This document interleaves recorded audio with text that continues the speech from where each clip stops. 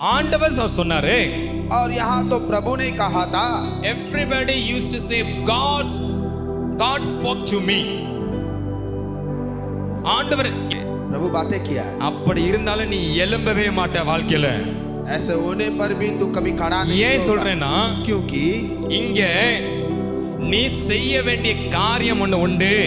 क्योंकि यहाँ पर तुमको एक काम करना है। वो काम क्या है? நீ எதுவரையும் தேவனை நீ அணுகவில்லையோ, और जब तक तू प्रभु के सामने जब तक नहीं நீ जाता है, தேவனுடைய பிரசன்னத்தை தேடி வரலையோ, जब तक प्रभु के उपस्थित को तुम ढूंढ कर नहीं आते, அதுவரையும் நீ ஃபெயிலர் ஆயிட்டு தான் இருப்ப. तब तक तू जो है हारते ही रहेगा। ஹalleluya. हालेलुया। இது நான் சொல்லல, ये मैं नहीं कहता, தேவனுடைய வார்த்தை சொல்லுகிறது. परमेश्वर का वचन कहता है। அது வாசிக்கலாமா? 21 வசனத்தை வாசிங்க சிஸ்டர் சீக்கிரமா. 21वां आयत पढ़ेंगे। ஆனாலும் பென்யமின் புத்திரர் ஆனாலும் பென்யமின் புத்திரார் கிபியோனில் இருந்து புறப்பட்டு கிபியானில் இருந்து புறப்பட்டு இஸ்ரவேல் 20,000 பேரை அன்றைய தினம் இஸ்ரவேலின் 20,000 பேரை தரையிலே விழும்படி சங்கரித்தார்கள். அன்றைய தினம் தரையிலே விழும்படி சங்கரித்தார்கள். ஹalleluya. யார் விழுந்தாங்க? कौन गिरे? யார் விழுந்தாங்க? कौन गिरे? இஸ்ரவேலர் யாருங்க? और इस्राएली कौन है? யார் இஸ்ரவேல்? और इस्राएली कौन है? தேவனால தெரிந்து கொள்ளப்பட்ட ஜனங்கள், और परमेश्वर से चुने गए लोग, தேவனால அடிமைத்தனத்தில் இருந்து விடுதலையாக்கப்பட்ட ஜனங்கள். और ये परमेश्वर के द्वारा जो गुलाम थे वो गुलामीपन से छुड़ाए गए लोग थे, इस्राएली लोग। எகிப்து தேசத்துல கண்ணீர் விட்ட ஜனங்கள், और मिस्र देश में आंसू बहाने वाले लोग थे। ஹalleluya हालेलुया ஹalleluya हालेलुया। ஆனா இன்றைக்கு परंतु आज அந்த இஸ்ரவேலர்கள் தான் और वही इस्राएली लोग ஆண்டவருடைய பிரசன்னத்தை விட்டு தூரம் விலகி போனதனால, और परमेश्वर की उपस्थिति को छोड़कर दूर जाने के कारण, அவர்கள் தேவ மகிமையிலிருந்து விலகி போனதனால, और परमेश्वर की महिमा को छोड़कर दूर चले गए लोग। இங்கே 18வது வசனத்துல அவர்கள் 26,000 ஜனங்கள் விழுந்து போனார்கள். और यहाँ पर देखते हैं कि 22,000 लोग मर गए, गिर पड़े। 26,000 ஜனங்கள் விழுந்து போனார்கள் தரையில. और 22,000 लोग गिर पड़े, मिट्टी छके। ஏன்? क्यों? அவங்க கிட்ட பிரசன்னம் இல்ல. क्योंकि उनके पास उपस्थित नहीं थी। அவங்களுக்கு உபத்திரம் வந்த உடனே ஆண்டவரேன்னு ஓடி வராங்க. और उनके पास जब कष्ट आया तुरंत परमेश्वर बोलकर भाग के आए। ஒரு பிரச்சனை வரும்போது மட்டும் நம்ம ஆண்டவரை தேடி வருவது ஒரு நோக்கம் இல்ல கர்த்தருக்கு. और परमेश्वर का ये उद्देश्य नहीं कि समस्या जब आता है तब परमेश्वर के पास आ खड़े हो। இன்னைக்கு நீ ஹாஸ்பிடல்ல சாவற நிலைமை, आज अस्पताल में तुम मरने की स्थिति पे हो। ஐயோ ஆண்டவரே என்னை என் உயிரை காப்பாத்திரு. हे प्रभु तू आज मेरा जीवन बचा ले। இவ்வளவு நாள் நல்லா இருக்கும்போது எங்கயா போன? और इतने दिन जब तू ठीक था तब कहाँ था? இந்த ஜனங்க, और ये लोग, இஸ்ரவேல் ஜனங்க, और इस्राएली लोग, ஆண்டவர் இந்த ஜனங்களுக்கு என்ன கொடுக்கல, और इस्राएली लोगों को क्या नहीं दिया, என்ன செய்யல, क्या नहीं किया? எல்லா சுதந்திரத்தை கொடுத்திருந்தாரு. सारे आजादी दी थी। ஆனா ஜனங்க நன்றி கெட்ட ஜனங்கன்னு சொல்லுவாங்க பாத்தீங்களா? परंतु जैसे लोग आप विश्वास योग्य नहीं थे। ஆண்டவர் எல்லாமே கொடுத்து परमेश्वर सब कुछ उन्हें दिया था, ஆண்டவருடைய பிரசன்னத்தை விட்டு விலகி போனாங்க. और परमेश्वर की उपस्थिति को छोड़कर चले गए। இங்கே அவர்கள் இப்போ எப்படியாவது அந்த நிலைமைக்கு திரும்ப பழைய நிலைமைக்கு வரணும்னு போராடுறாங்க. अभी जो ये लोग जो है पुरानी स्थिति पर आने के लिए ये लोग कोशिश कर रहे हैं, போராடி கொண்டிருக்கிறாங்க. और ये लगातार कोशिश कर रहे हैं। நாங்க விடுதலை பெறணும், हमें छुटकारे की आवश्यकता है, நாங்க சுகமாகணும். हमें चंगाई की आवश्यकता है। இவ்வளவு நாள் கர்த்தர் உன்னோட பேசினார் இல்லையா? जैसे कि इन दिनों में परमेश्वर, उन दिनों में परमेश्वर அப்ப நீ யோசனை எங்க வச்ச? उस समय तुम्हारी योजना कहाँ थी? அன்னைக்கு நீ திரும்பி வரலையே, तो वो दिन तू वापस नहीं आया, அன்னைக்கு திரும்பி வரவில்லையே. और उन दिन वापस नहीं आया। ஏன்? क्यों? ஆண்டவர் பேசினாரு. இங்க परमेश्वर बातें करता है, யூதா கோத்திரத்தை முன்னாடி அனுப்பினாரு. और योधियों को सामने भेजो कहा, யூதா கோத்திரம் தான் முன்னாடி போகுது. और योधी गोत्र जो है सामने जाता है। அப்படி இருந்த 26,000 people has fallen on the ground. और उस समय जो है वो 26,000 लोग जो है वो भूमि पर गिर पड़े। Even though God said to them, और परमेश्वर ने कहा, நம்ம நினைக்கிறோம் जैसे कि आज हम सोचते हैं ஆண்டவரே நம்ம ஏமாத்திரலாம், परमेश्वर को हम धोखा दे सकते हैं। ஆண்டவர் ஏமாறுகிற தேவன் கிடையாது. परमेश्वर आपके धोखे पर आने वाला नहीं है। இரண்டாவதாக பார்க்கலாம், சீக்கிரமா வாசிங்க. और दूसरा हम देखेंगे 21 வாசிக்கலாமா? 21वां आयत हम फिर से पढ़ेंगे। சரி, வாசித்தோம். 21 தான் வாசிச்சோம்.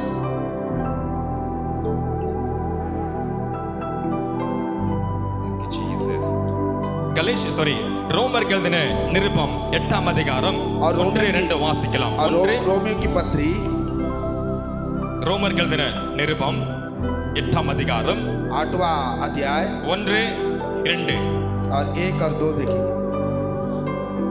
ஆனபடியால் ஆனபடியினால் கிறிஸ்து இயேசுக்கு உட்பட்டவர்களாய் இருந்து மாம்சத்தின்படி நடவாமல் ஆவியின்படியே நடக்கிறவர்களுக்கு அக்னி தீர்ப்பு இல்லை. கிறிஸ்து இயேசுவினாலே ஜீவனுடைய ஆவியின் பிரமாணம் என்ன பாவம் மரணம் என்பவைகளே பிரமாணத்தில் என்று விடுதலை ஆக்கிற்று. அது எப்படி எனில் மாம்சத்தினாலும் பலவீனத்தினாலும் இருந்த நியாயப்பிரமாணத்தின் செய்யக்கூடாததை தேவனை செய்யும்படிக்கு தம்முடைய குமாரனை மாம்சத்தின் சாயலாகவும் பாவத்தை போக்கும் பலியாகவும் அனுப்பின மாம்சத்தினாலே பாவத்தை அக்னிக்குள்ளாக தீர்த்தார். ஹல்லேலூயா, ஹல்லேலூயா. திரும்ப வசனம் வாசிக்க போகிறோம். 2 கொரிந்தியர் யோவான் 8ஆம் அதிகாரம் 36வது வசனத்தில் வாசிக்கிறோம்.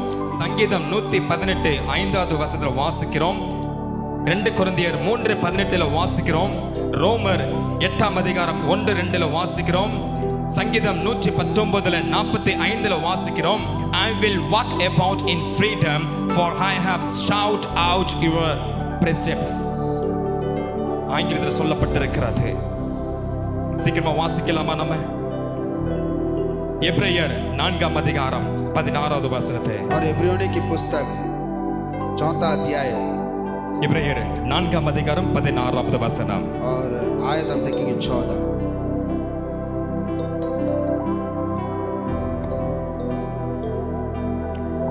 தம்முடைய பலவீனத்தை குறித்து பரிதாபப்படக்கூடாது. பிரதான ஆசாரியர் நமக்கிராமல் எல்லா விதத்திலும் நம்மைப் போல சோதிக்கப்பட்டும் பாவமில்லாதவர்கள் இருக்கிற பிரதான ஆசாரியர் நமக்கு இருக்கிறார். எபிரேயர் 4ஆம் அதிகாரம் 16வது வசனம்.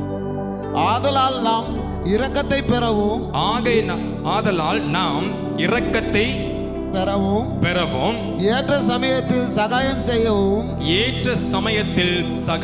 செய்யவும் கிருபையும் அடையவும் தைரியமாய் கிருபாசன தண்டையிலே சேர கடவோம்.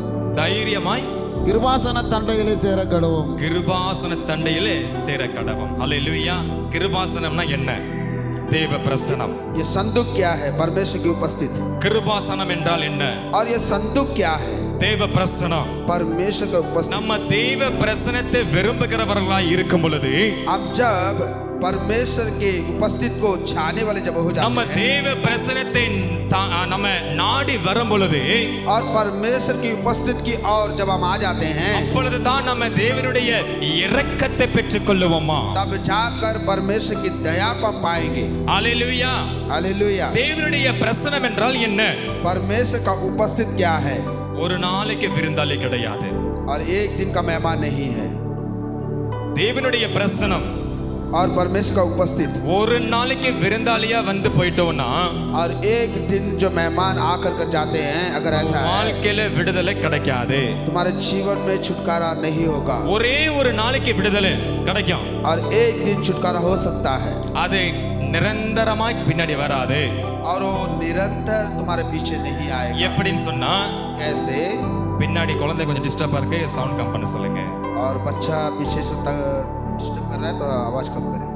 இங்க यहाँ पर जजेस அதாவது நியாயாதிபதிகள்ல 20ஆம் அதிகாரத்துல வாசிக்கிறோம். और जैसे कि न्याय की पुस्तक और 20वां अध्याय में हम देखते हैं, 18ல வாசிக்கிறோம், 21ல வாசிக்கிறோம், और 18 और 21वां आयत में पढ़ते हैं, இந்த ஜனங்களை और इन लोगों को, இதுதான் ஜனங்களை குறித்து நமக்கு தேவன் உதாரணப்படுத்துகிறார். और इसी बात को लेकर लोगों को लेकर परमेश्वर उदाहरण देता है। இங்க அந்த பென்யமீன் கோத்திரத்தை எப்படியாவது மேற்கொள்ள வேண்டும். और ये बेंजामिन गोत्र कैसे भी जीतना है। அந்த இஸ்ரவேல் ஜனங்க, और वो इस्राएली लोग, அந்த இஸ்ரவேலர் யாருன்னு சொன்னா தேவனால கொண்டு வரப்பட்ட ஜனங்கள். और वो इस्राएली लोग कौन है? परमेश्वर के द्वारा लेकर आए गए लोग हैं। வேதம் சொல்லுகிறது, पवित्र शास्त्र कहता है, இஸ்ரவேலர்கள் மேல் என் கண் நோக்கமாய் இருக்கிறேன். और इस्राएलियों के ऊपर मेरी नजर टिका हुआ है। அப்படியாப்பட்ட இஸ்ரவேல் ஜனங்களே இங்க 26,000 பேர் மடிந்து போயிருக்கிறாங்க. ஏன்? तो ऐसे इस्राएली लोग जो 26,000 लोग मर गए, क्यों? 26,000 people has fallen on the ground. और यहाँ 26,000 इस्राएली लोग मर गए, क्यों? Why? क्यों? அவங்க தெய்வ பிரசன்னத்துல இல்ல, वे लोग परमेश्वर की उपस्थिति में नहीं थे, தேவ மகிமையில இல்ல. परमेश्वर की महिमा में भी नहीं थे। தேவன் தான் கொண்டு வந்தாரு, परमेश्वर ने लेकर कराया, தேவன் தான் எல்லாமே கொடுத்தாரு. और परमेश्वर ने ही सब कुछ दिया, அந்த தேசத்துல சுதந்திரமாக வாழும்படியாக ஆசீர்வதித்தாரு. और उस देश में आजाद होकर जीने की रास्ता बनाकर कर दिया। தேவன் இல்லாவிட்டால் இஸ்ரவேலர்கள் இல்ல. अगर प्रभु नहीं है तो इस्राएली लोग भी नहीं है। அல்லேலூயா. हालेलुया। இரண்டாவதாக பார்க்கிறோம், दूसरा हम देखते हैं, दूसरा देखते हैं, முதலாவதாக தேவ பிரசன்னத்துல நாம கேட்கிறவர்களாய் இருக்கணும். वो पहले हम परमेश्वर की उपस्थिति में सुनने वाले लोग हो सकते हैं। இரண்டாவதாக பார்க்கலாம், और दूसरा हम देखते हैं, சீக்கிரமா எடுத்தவர்கள் வாசிக்க கேட்போம். उठाकर पढ़िए आप, யாக்கோபு 25ஆம் வசனத்தை வாசிப்போம். और आयत 25 देखेंगे। அதே அதிகாரத்துல நியாயாதிபதிகள் 20-25ஆம் வசனம். और वही न्याय के पुस्तक में 20 का 25 हम देखेंगे। சீக்கிரமா வாசிக்கலாம். उठाकर पढ़ेंगे हम। பென்ஜமின் கோத்திரத்தாரும் அவர்களுக்கு எதிராக புறப்பட்டு வந்து பின்னும் இஸ்ரவேல் புத்திராரில் பட்டயம் உருவுகிற 10,000 பேரை தரையிலே விழும்படி சங்கரித்தார்கள். ஹல்லேலூயா. இங்கே 16,000, यहाँ पर 16,000, இங்க 16,000 people திரும்பி விழுறாங்க. और यहाँ पर देखते हैं कि फिर से 16,000 लोग गिर पड़ते நீங்கள் அதுக்கு மேலுள்ள வசனத்தை வாசித்து பார்த்தீங்கன்னா, और उसके आगे का वचन जब पढ़ के देखते हैं, 23ஆம் நீங்க வசனத்தை வாசித்து பார்த்தீங்கன்னா, अगर 23वां आयत अगर पढ़ के அவர்கள் திரும்ப போய் वे लोग फिर से जाकर கர்த்தருடைய प्रभु के சந்நிதியில் उपस्थित में சாயங்கால மட்டும் அழுது शाम तक रोकर எங்கள் கோத்திரங் சகோதரராகிய பென்யமின் புத்திராரோடு திரும்பவும் யுத்தம் கலக்க போகவோமா என்று கர்த்தரிடத்தில் விசாரித்தார்கள். அப்பொழுது கர்த்தர் அவர்களுக்கு விரோதமாய் போங்கள் என்றார். இப்போ இரண்டாவது தடவை கர்த்தர் யார்கிட்ட சொல்றாரு? और दूसरी बार परमेश्वर किससे कहता है? இரண்டாவது தடவை சொல்றாரு, செகண்ட் டைம். और दूसरी बार कहता है, ஃபர்ஸ்ட் டைம் சொல்றாரு 18வது வசனத்துல, और पहली बार जो 18 आयत में कहता है, செகண்ட் டைம் 23வது வசனம் சொல்றாரு. और दूसरी बार जो है 23वां आयत में कहता है। இங்க ஆண்டவர் சொல்லியும் आप परमेश्वर बोलने के बावजूद இஸ்ரவேலர்கள் ஆண்டவருடைய வார்த்தையின்படி அவர்களுக்கு உண்டாகவில்லை.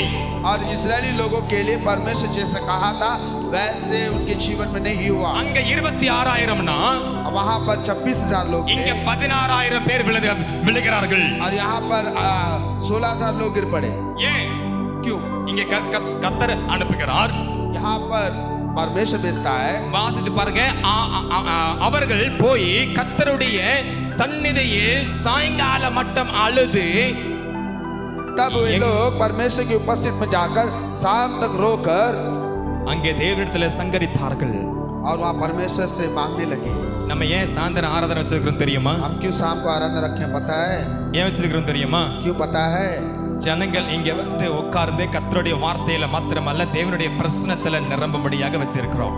और यहाँ पर परमेश्वर की वचन में केवल नहीं, परमेश्वर की उपस्थिति में भी बढ़ जाने के लिए शाम की आराधना यहाँ रखी। 6 மணிக்கு ஆராதனைக்கு போயிடலாம்.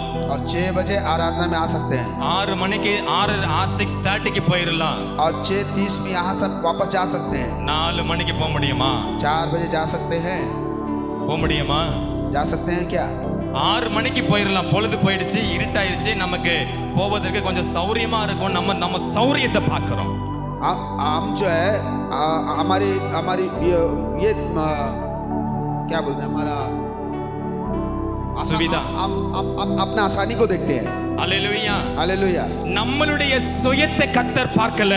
हमारे जो है व्यक्तिगत रूप को नहीं देखता है। இங்க வேதத்துல நமக்கு தெளிவாக கொடுத்திருக்கிற 2000 வருஷத்திற்கு முன்னாடி எழுதப்பட்ட வார்த்தை என்ன தெரியுமா? और 2000 वर्ष पहले ही लिखा गया वचन क्या है पता है? அவர்கள் போய் கர்த்தரிடத்துல சந்நிதியில் சாயங்காலம் மட்டும் அழுதார்கள் வேதம் சொல்லுகிறது. और वे लोग गए परमेश्वर की उपस्थिति में शाम तक बैठकर रो रहे थे, क्या लिखा है? அவர்கள் அழுதார்கள். वे लोग रोने लगे। ஏன்னா முத தடவை போனப்ப என்னாச்சு? और पहली बार जब गए थे क्या हुआ? 25000 ஜனங்கள் வாலிபர்கள் விழுந்து போனாங்க. और 26000 जवान लोग गिर गए। இனி அவர்களுக்கு போர் செய்வதற்கு வாலிபர்கள் தேவைப்படுகிறது. अभी जो उनको लड़ने के लिए जो है जवानों की आवश्यकता है। அல்லேலூயா, हालेलुया, அல்லேலூயா. हालेलुया। இரண்டாவது ஜனங்க 16000 ஜனங்கள் விழுறாங்க. और दूसरी बार देखते हैं 16000 लोग गिर पड़ते हैं। இத்தனைக்கும் அவங்க சாயங்காலம் மட்டும் கர்த்தருடைய சன்னதியில உட்கார்ந்து அழுந்த ஜனங்க தான். और वे लोग जो संडे के वक्त जो है और शाम तक बैठकर रो कर आए लोग थे। 2 தடவை தேவனிடத்துல இருந்து பதில் கேக்குறாங்க. और 2 बार वे लोग जवाब पूछते हैं। 2 times they asked the answer from God. और 2 टाइम जो है परमेश्वर से जवाब मांगते हैं। God say, परमेश्वर ने कहा you go. तू जा। First time God say, पहली बार परमेश्वर ने कहा ஜூடா கோத்திரர்களை அனுப்புங்க. पहले यहूदियों को भेजिए। இரண்டாவது दूसरा 23ஆம் வசனத்துல, और 23वां आयत में देखते हैं 25ஆம் வசனத்துல और 25वां आयत में देखते हैं பென்யமீன் கோத்திரருக்கு அந்நாளிலே கிபியாவில் இருந்து எதிராக புறப்பட்டு வந்து பின்னும் இஸ்ரவேல் புத்திராரில் பட்டயம் உருகிறவர்களே விழுந்து போனாங்க. இஸ்ரவேலர்களுக்கு இவர்தான் வாலிபர்கள், இவர்தான் போர் செய்கிற வீரர்கள். और यही लोग जो इस्राएली लोग जो है इस्राएली को जवान थे और यही लोग सेना थे और यही लोग जो है गिर पड़े। 16,000 people, और 16000 लोग 16,000 people விழுந்தாங்க. और 16000 लोग गिर गए। ஆண்டவர் சொன்னாரு, परमेश्वर ने कहा, சொன்னாரு இல்லையா? बोला कि नहीं? அது கீழே வாசிங்க, சீக்கிரமா வாசிங்க, முடிக்க போகிறேன். और उसके नीचे पढ़िए, खत्म करने वाला हूं मैं। அப்பொழுது तब இஸ்ரவேல் इस्राएली लोग புத்திரராகிய சகல ஜனங்களும் புறப்பட்டு தேவனுடைய வீட்டிற்கு போய் இப்ப எங்க போறாங்க? இப்போ कहाँ गए ये लोग? இவளெல்லாம் தேவனுடைய வீட்டுக்கு போனாங்களா? और इतनी देर क्या परमेश्वर कर गए? முத வாட்டி 26000 ஜனங்க விழுந்தாங்க, போனாங்களா? और पहली बार जो है 26000 लोग गिर गए, तब गए ये लोग? இது கதை கிடையாதுங்க. ये कोई कहानी नहीं है लोग। இது நீங்களும் நானும் நம்ம தாத்தா பிறக்கிறதுக்கு முன்னாடி கர்த்தரால எழுதப்பட்ட வார்த்தைகள். और ये हमारे आप हमारे पूर्वजों जन्म होने से पहले लिखा गया परमेश्वर का वचन है। இது கதையா நம்ம பார்த்தனா கதையா முடிஞ்சிரும். अगर इसे कहानी के रूप में अगर देखेंगे कहानी, ஆனா இதுல ஒரு விழிப்புணர்வான வார்த்தை உண்டுன்னு சொல்லி நீங்க விசுவாசிப்பீங்களானால், परंतु यहाँ पर एक बेदारी है, इस बात को अगर देख कर अगर विश्वास करेंगे, தேவனுடைய வார்த்தை உங்களை விடுதலையாக்கும். परमेश्वर का वचन आपको छुटकारा देगा। தேவனுடைய வார்த்தை உங்களை விடுதலையாக்கும். परमेश्वर का वचन आपको छुटकारा देगा। இப்ப கடைசியா முடிவுக்கு வந்திருக்காங்க. எங்க வராங்க இப்ப? अभी अंतिम में समाप्ति पर आ गए। कहां पर आए ये लोग? இப்ப இந்த இஸ்ரவேல் ஜனங்க எங்க வராங்க? अब ये इस्राएली लोग कहां पर आए? இப்பதான் புத்தியில உரைச்சிருக்கிறது எங்க போகணும்னு. अभी इनका दिमाग जो है काम करने शुरू कर दिया है। இப்பதான் கர்த்தருடைய வீட்டை தேடி வராங்க. अभी परमेश्वर के संदूक पर आ गए இவ்வளவு நாட்கள் எங்க இருந்தாங்க? और इतने समय कहाँ थे लोग எங்கேயோ தூரமா இருந்து और कहीं दूर पर थे ஆண்டவர் கிட்ட பதில் கேட்டாங்க. परमेश्वर से उत्तर मांग रहे थे ஆனா என்னைக்கு ஆண்டவருடைய வீட்டிற்கு உள்ள வந்து பதில் கேட்கறாங்களோ और जिस दिन परमेश्वर घर के अंदर आकर के जवाब मांगते हैं அன்னைக்கு தான் கர்த்தர் விரும்புகிறவனாய் இருக்கிறார். और उसी दिन परमेश्वर चाहने वाले लोग हैं இன்னைக்கு நிறைய ஜனங்க குறி கேட்கிற மாதிரி ஜனங்க எப்படியாவது தூரமா இருந்தா நம்ம குறி கேட்டுக்கலாம். आज लोग जैसे कि ज्योतिष जैसे हैं वैसे ही दूर இன்னைக்கு நிறைய ஜனங்க மந்திரவாதிகளை தேடி ஓடிக்கொண்டிருக்கிற காரணம் என்ன தெரியுமா? आज कई सारे लोग जादू टोना करने वालों के நீ पीछे அங்க की बात போய் है। 1000 கயிறை கட்டிட்டு வாயா. वहां जाकर तो आशा रस्सियां बांध कर आ। நான் ஒருத்தாள் இங்க நிக்கிறேன். मैं अकेला यहाँ खड़ा हूँ அந்த 1000 கயிறை நீ கட்டிட்டு வந்து மேல வந்து இல்லைங்க. तो आशा रस्सियां बांध कर आकर ऊपर खड़े रहे நான் இயேசுவின் நாமத்தை டச் செய்கிறேன், நீ கீழே விழுயல பாரு. और यीशु के नाम से मैं टच बोलूंगा तू गिरेगा எலியாவை போல சேலஞ்ச் பண்ண முடியும். और एलिया के जैसे हम चुनौती இன்னைக்கு दे கிடையாது, நான் 15 வருஷத்துக்கு முன்னாடியே மலேசியாவில் சேலஞ்ச் பண்ணிட்டேன், அதை நான் காட்டிட்டேன். सकते। और आज नहीं मैं 15 वर्ष पहले ही मलेशिया में चैलेंज किया चुनौती किया था आज उसे कर दिखाया தாய்லாந்துல போய் பயங்கரமான ஒரு தாயத்தை கொண்டு வந்தான் ஒருத்தர். और थाईलैंड में गया एक बड़ा ताबूत लेकर आया ஒரு 5 நிமிஷம் சீக்கிரம் முடிக்க போகிறேன். मैं 5 मिनट खत्म करने वाला हूँ நான் ஏன் இந்த சாட்சி சொல்றேன்னு தெரியுமா? मैं गवाह कूद देता हूँ पता है கடைசியா ஒரு இடத்துக்கு வந்து ஆகணும் ஜனங்க. और अंतिम में एक स्थान पर लोगों को आना है நடுவுல எவ்வளவுதான் நம்ம நான் அது நேஷனல் ஹைவேல போற மாதிரி நம்ம விஸ்தாரமா போனாலும் जैसे कि आप नेशनल हाईवे में जाते हैं वैसे विस्तार से जाने से भी கடைசியா ஒரே ஒரு வழிதான்.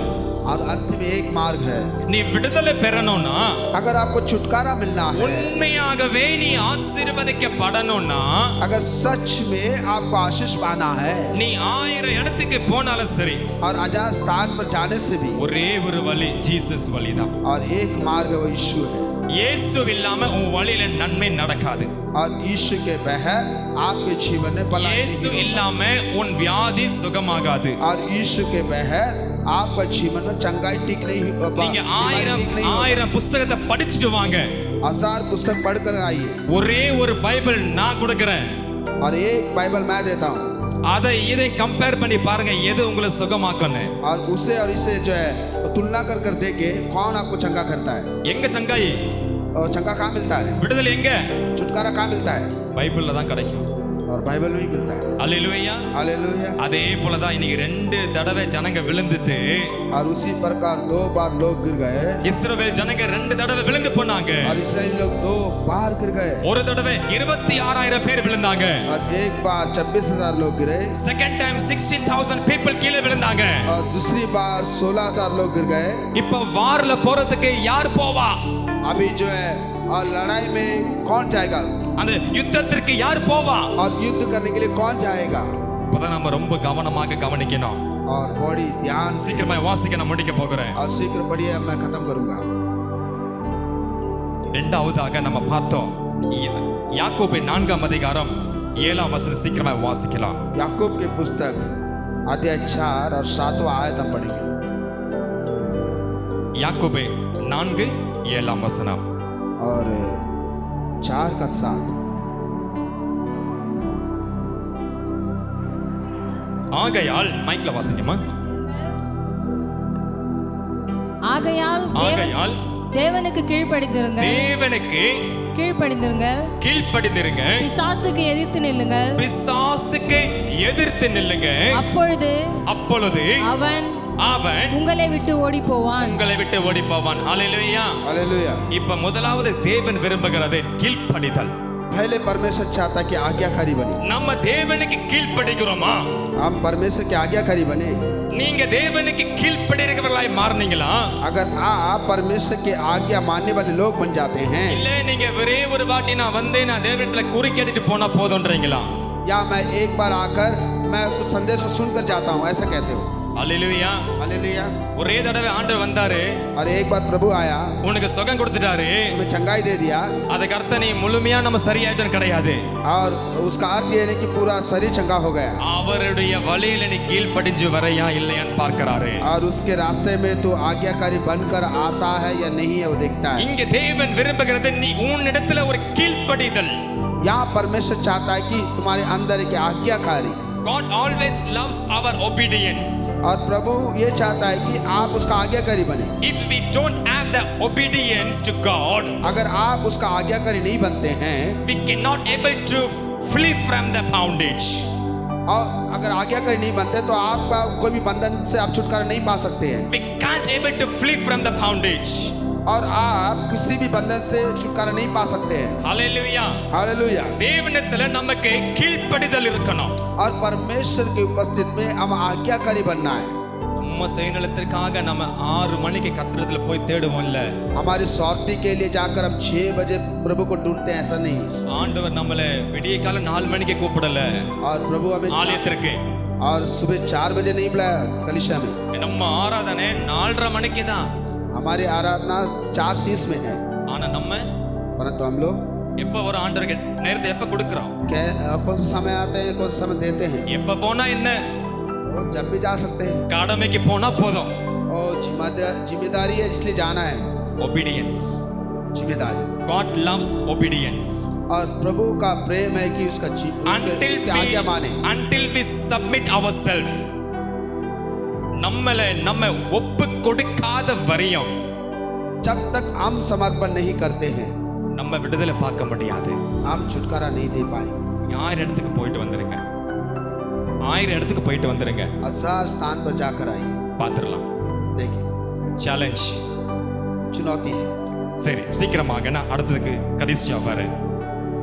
शीघ्र ही अंतिम समय पर आ गए। சங்கீதம் 34ஆம் சங்கீதம் 4வது வசனத்தை வாசிக்கலாம் சீக்கிரமாய். और भजन संगीता 34 और 4 हम देखेंगे। சீக்கிரமா வாசிங்க. शीघ्र ही पढ़िए आप। நான் கர்த்தரை தேடினேன், நான் கர்த்தரை தேடினேன், அவர் எனக்கு செவி கொடுத்து அவர் எனக்கு செவி கொடுத்து என்னுடைய எல்லா பயத்துக்கும் எல்லாம் பயத்துக்கும் என்னை நீங்களாக்கி விட்டார். என்னை நீங்களாக்கி விட்டார். ஹalleluya.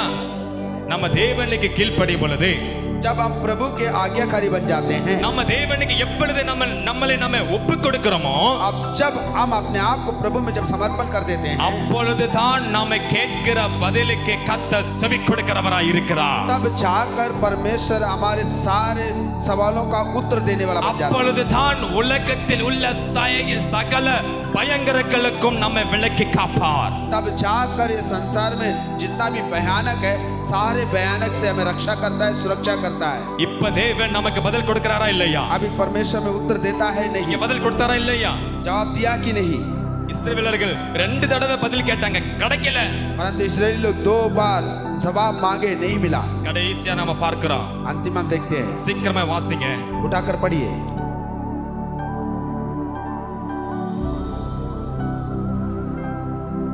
28வது வசனம். तो நியாயாதிபதிகள் 20ஆம் அதிகாரம் 28ஆம் வசனம். न्याय के पुस्तक 20वां अध्याय और 28 को हम देखेंगे। சீக்கிரமா வாசிங்க. उठाकर पढ़िए। ஆரோனின் குமாரனாகிய இருங்க 27 28 ரெண்டுமே சேர்த்து வாசிங்க சீக்கிரமாய். और 27 और 28 दोनों पढ़िए। கர்த்தரிடத்தில் இப்போ 3ஆம் தடவை விசாரித்தார்கள். எத்தனை தடவை? 3ஆம் தடவை. சீக்கிரமா வாசிங்க.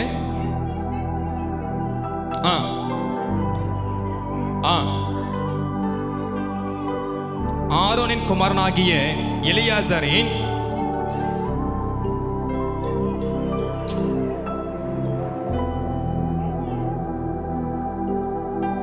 மை சிஸ்டர், நீங்க மைக்ல வாசிங்க கொஞ்சம். கர்த்தரிடத்தில் விசாரித்தார்கள். தேவனுடைய உடன்படிக்கையின் பெட்டி அந்நாளிலே அங்கே இருந்தது. ஆரோனின் குமாரனாகிய எலிசியாரின் மகன் பினகாஸ் அந்நாட்களிலே அவருடைய சந்ததியில் நின்றான். எங்கள் சகோதரராகிய பென்யமின் புத்திரரோடு பின்னும் யுத்தம் பண்ண புறப்படலாமோ புறப்படலாகாதோ என்று அவர்கள் விசாரித்தார்கள். அப்பொழுதே கர்த்தர் போங்கள், நாளைக்கு அவர்கள் உங்கள் கையில் ஒப்பு கொடுப்பேன் அவர்களை உங்கள் கையில் ஒப்பு கொடுப்பேன் என்றார். அல்லேலூயா. 2 தடவை விழுந்தாங்க.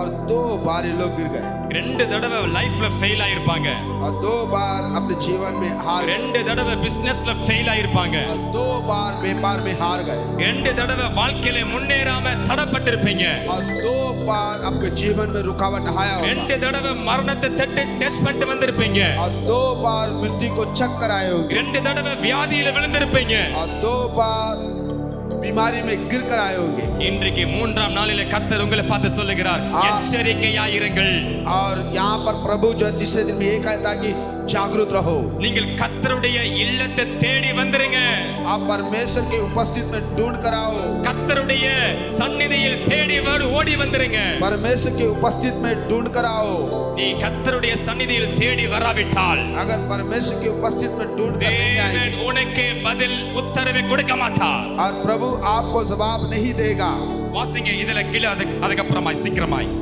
அப்போது இஸ்ரவேல் புத்திரர்கள் அப்பொழுது இஸ்ரவேல் புத்திரார் கியாபாவை சுற்றிலும் கிபியாவை சுற்றிலும் பதிவிடையாளர்களை வைத்து வைத்து 3ஆம் நாளிலே பென்யமின் புத்திரருக்கு விரோதமாய் இப்ப 3ஆம் நாளிலே பென்யாமீன் புத்திராருக்கு விரோதமாய் போய் 3ஆம் தரம் செய்தது போல 3ஆம் தரம் செய்தது போல கிபியாவும் சமயமாய் பெருகும் அணி வந்து நின்றார்கள் அப்போது பென்யமின் புத்திரர் அப்பொழுது பென்யாமீன் புத்திரார் ஜனத்துக்கு விரோதமாய் புறப்பட்டு ஜனத்திற்கு விரோதமாய் புறப்பட்டு பட்டணத்தை விட்டு அப்பாலே வந்து வெளியிலே பெத்தேலுக்கு கிபியாவுக்கும் போகிற 2 வழிகளில் இஸ்ரவேல் ஜனத்துக்கு ஏறக்குறைய 30,000 முதல் 20,000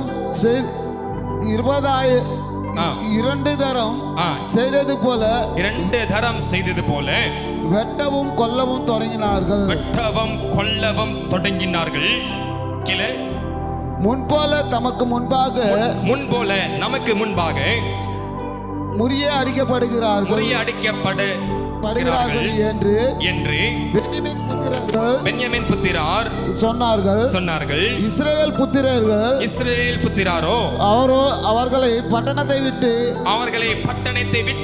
அப்பாலே போகிற அப்பாலே போயிருக்கிற வழிகளிலே வரப்பண்ணபடிக்கு தாம் ஓட வேண்டும் என்று சொல்லி இருந்தார்கள் அல்லேலூயா அல்லேலூயா இப்ப ஜனங்க யார் ஓடுறாங்க अभी लोग कौन भागते हैं யார் ஓடுறாங்க இப்போ कौन भाग रहे हैं யார் ஓடுறாங்க कौन भाग रहे हैं பென்யாமீன் கோத்திரர் ஓடுறாங்க और बेंजामिन गोत्र भाग रहे हैं அல்லேலூயா हालेलुया அல்லேலூயா ஆனா தேவனுடைய வல்லமை எப்ப வருது தெரியுமா परंतु परमेश्वर सामर्थ कब आया पता है எப்ப வருது தெரியுமா कब आया पता है வாசிங்க 26ஆம் வசனத்தை और उठाकर पढ़िए 26वां आयत சீக்கிரமா வாசிங்களேன்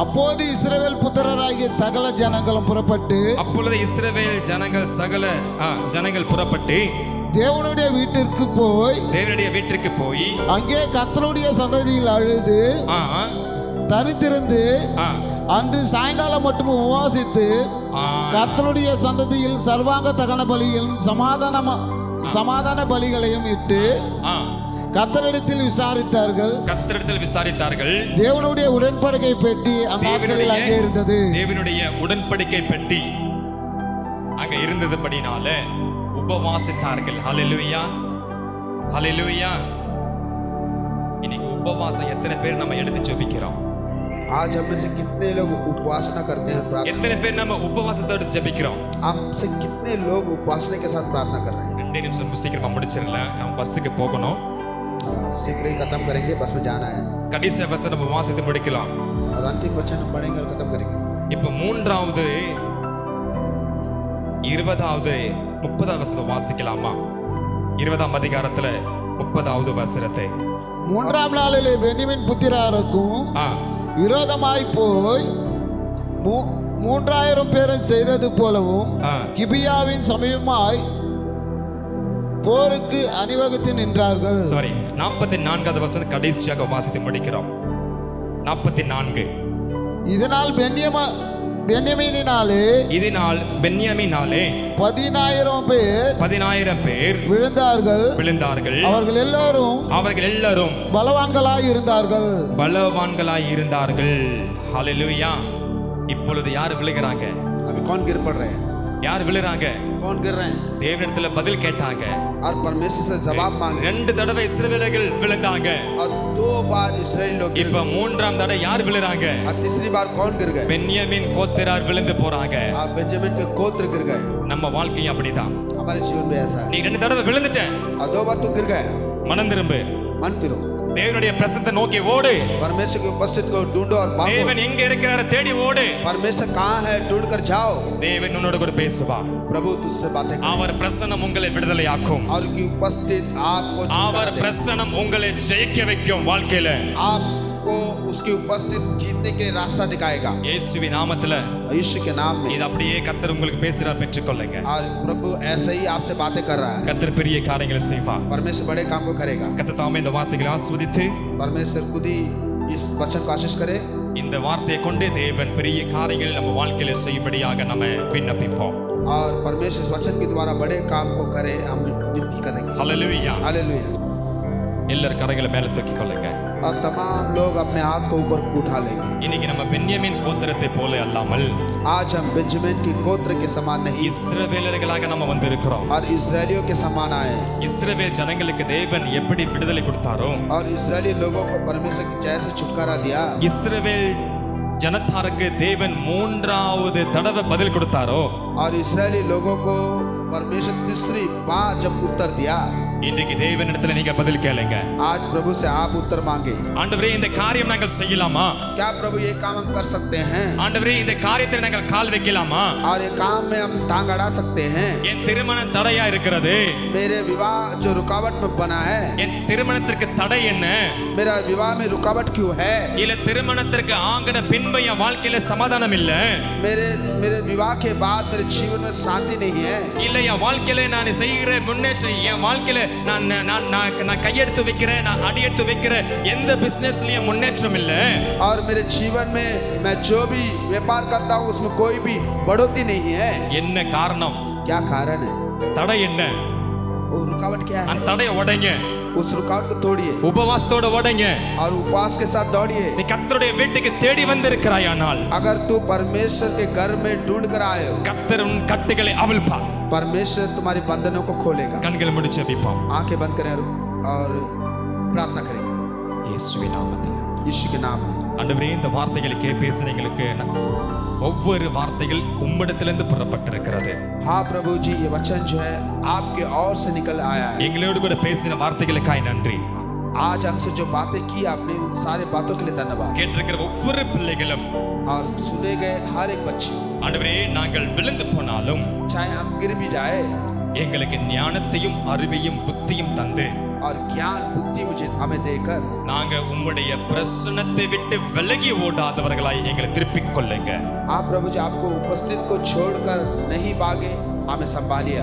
உங்களுடைய பிரசன்னத்திலே எங்களை மூடி மறைத்துக் கொள்ளுங்க. आप प्रभु जी आपकी उपस्थिति में हमें छुपा लीजिए. உம்முடைய மகிமையிலே மூடி மறைத்துக் கொள்ளுங்க. आपकी महिमा में हमें छुपा लीजिए. இந்த வாரம் வந்திருக்கிற ஒவ்வொரு பிள்ளைகளையும் ஆசீர்வதிக்கிறேன். और यहाँ पर आए गए हर किसी को मैं आशीष करता हूँ. படைக்கப்படுகிற காணிக்கைகளை கரங்களை ஆசீர்வதிங்க. और देने वाले दान को भी तो आशीष कर. இந்த வார்த்தைகள் எங்களுக்காக மாற்றமல்ல, और ये वचन केवल हमारे लिए नहीं, இந்த வார்த்தையை கேட்கிற ஒவ்வொரு பிள்ளைகளுடைய வாழ்க்கையிலையும் और इस वचन को सुनने वाले हर एक बच्चे के जीवन में, அவர்கள் எத்தனை தடவை விழுந்து போயிருந்தாலும் और चाहे कितनी बार चाहे गिर गए, இப்பொழுது கர்த்தருடைய பிரசன்னம் அவர்களை உயர்த்தட்டும். अभी परमेश्वर के उपस्थित उन्हें ऊंचा करने दे. தேவ பிரசன்னம் அவர்களை உயர்த்தும் என்பதை और விசுவாசிக்கிறேன். परमेश्वर के प्रशंसा जो है उन्हें ऊपर ले जाए. இயேசுவின் நாமத்தில் ஜெபிக்கிறோம் और यीशु के नाम में प्रार्थना मांगते हैं. நல்ல பிதாவே. भला परमेश्वर. ஆமென். आमीन. ஆமென். என் ஆத்துமாவே கர்த்தரை ஸ்தோத்திரி, என் முழுவலுமே நாமத்தை ஸ்தோத்திரி.